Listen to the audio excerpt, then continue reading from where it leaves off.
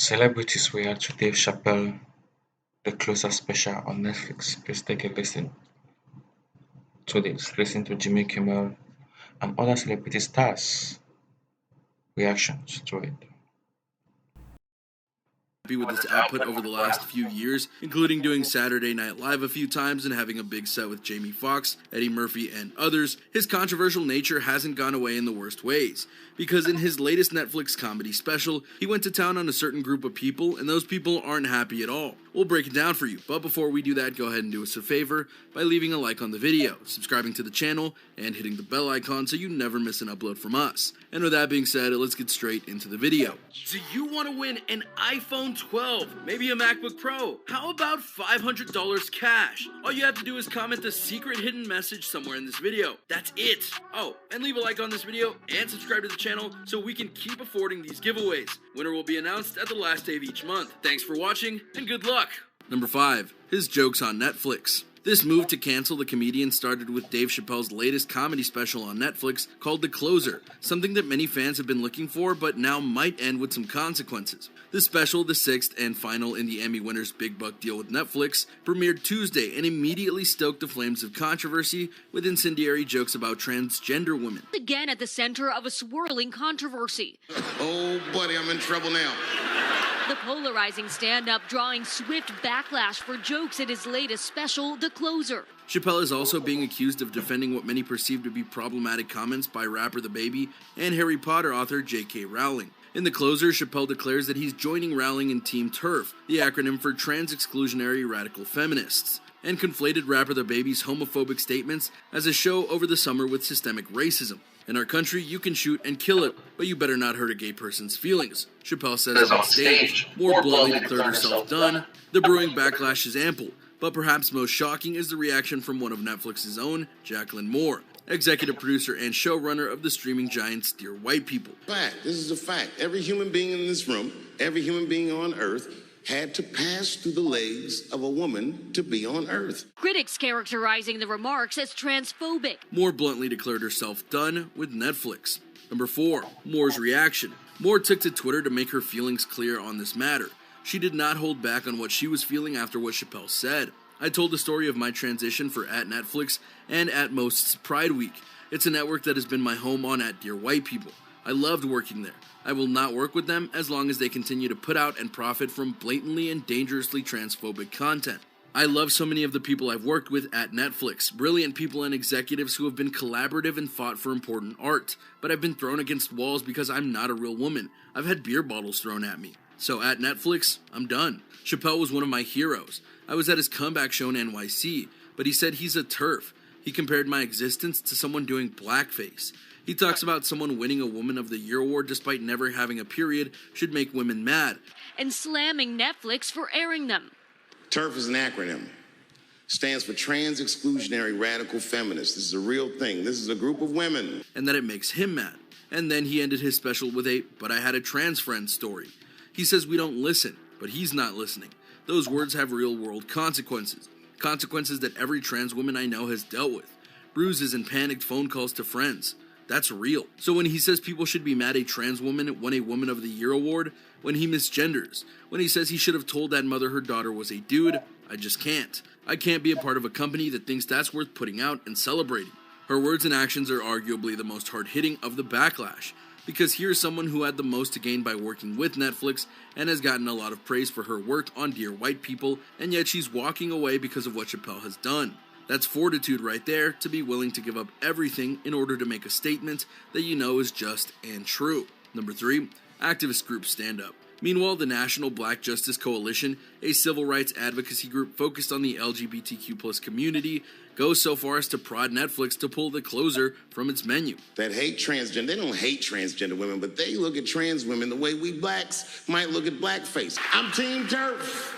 With 2021 on track to be the deadliest year on record for transgender people in the United States, the majority of whom are black transgender people, Netflix should know better. NBJC Executive Director David Johns said in a statement to Deadline, "Perpetuating transphobia perpetuates violence.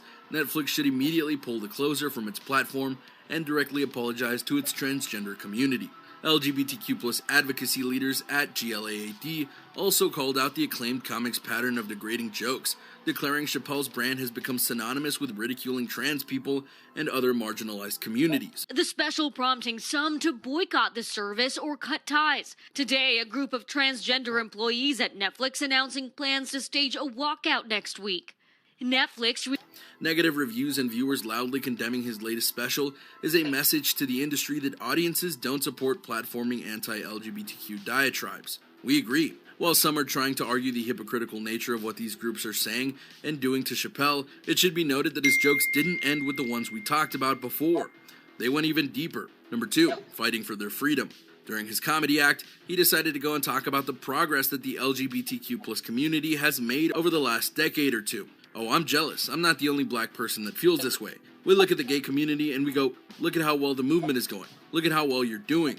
One of the employees, trans software developer Tara Field, had openly questioned Netflix's decision to air the special. And we've been trapped in this predicament for hundreds of years. How the F are you making that kind of progress? We'll answer that in a second, but we hope you can recognize that even just saying it in the way he did is insulting in a very big way. Chappelle goes on to claim there's a big difference between the old school gangsta gays who fought for change during the Stonewall era. I'm not that fond of these newer gays. Too sensitive, too brittle. Those aren't the gays I grew up with. They fought for their freedom. I respect that. It's almost hard to progress that because anyone who knows the current climate in the US and abroad knows that there are many in the LGBTQ plus community fighting for their freedom because many are trying to restrict it once again. Number 1, trying to be treated fairly. Most people think that because of the overall law that was passed during the administration of President Barack Obama that allowed the LGBTQ plus community to marry each other without backlash, that the community is well and good. We did by giving it a platform yesterday directly harms trans people. Netflix insisting it suspended Field and 2 others for attending an online executive meeting they were not invited to. But look around. Does it honestly feel like it's all good for the community? Because not unlike various minorities, there are those who are going out of their way to try and block their newfound freedom in any way they can. You might have heard of a long-standing court case about a cake decorator refusing to make a cake for a gay couple. That's something that still happens to this day and is thus heavily debated. Even recently, very recently in fact, a new law got enacted that would remove pride flags from areas near schools, even though it shouldn't matter. And those inside the school are worried about how this will affect young kids who are LGBTQ+. Because if their own school won't allow them to express who they are, what are they supposed to do? Not to mention, while it's true that the community can come out more than they did before, that doesn't mean they will. Why? Fear. Fear is still rampant among the LGBTQ+ community. Not for speaking out.